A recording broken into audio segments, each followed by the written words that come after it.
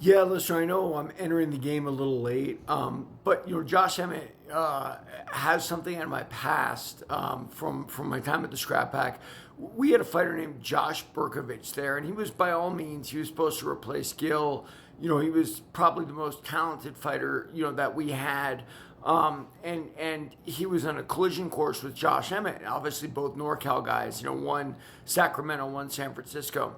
And then Josh Berkovich just kind of went away and stopped fighting. And, I talked to some of the other guys there, and they're like, well, he just wants to smoke pot. They made it on him. But, I don't know. I mean, I know what my experience was with those guys.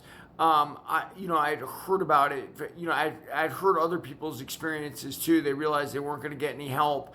And I just wonder how Josh felt about that. I mean, maybe Josh didn't fit in with the group there because it was definitely a group of kids that thought they were the coolest kids in high school, and they definitely hazed you the entire time. Now, a guy who made it through that hazings is Hyde Emil right now, right? Like in the UFC. Now, I love Hyde, a tough kid. I don't know that he's going to go anywhere with that style that he's got.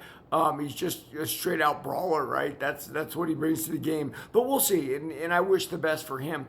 As far as whenever Josh Emmett's name comes up, I think about Berkovich, and they were going to fight each other for the title essentially of NorCal, which would have been like a world title back then, and anybody who knows the fight game knows how regional all this stuff really is. I've heard all fighting is local, right? Like, and all that stuff is mental. It's a mental part of fighting. You say, oh, I can't beat that guy from Russia. Well, why not? He's just like a guy from any small town anywhere. So, look, I didn't pick on it. I would have picked Murphy to win. He certainly didn't win as convincingly as we would have liked a young contender to win, right? Josh Emmett is a very powerful guy. And I don't really find Josh Emmett's fights that exciting, right? He's a wrestler with a ton of power. And what that usually makes for is kind of weird stand-up fighting back and forth. My friend Dan Black used to say D-level kickboxing because nobody wants to go to the ground with him. Emmett has great footwork to set up his power hands. And I thought that might have slipped a little bit. Maybe it did, right? He wasn't able to get the knockout. But Murphy came out on top, and that's the way it should be, right? He's the young gun. He's riding in there. And we'll see what happens from here forward with him.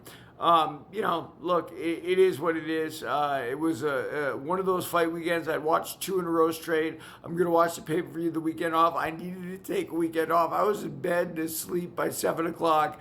That's what you get when you're an old man. You're going to learn that. You can either train or you can watch fights, but it's tough to do both sometimes. Everybody, read my book, Warrior of the Light. It's the best.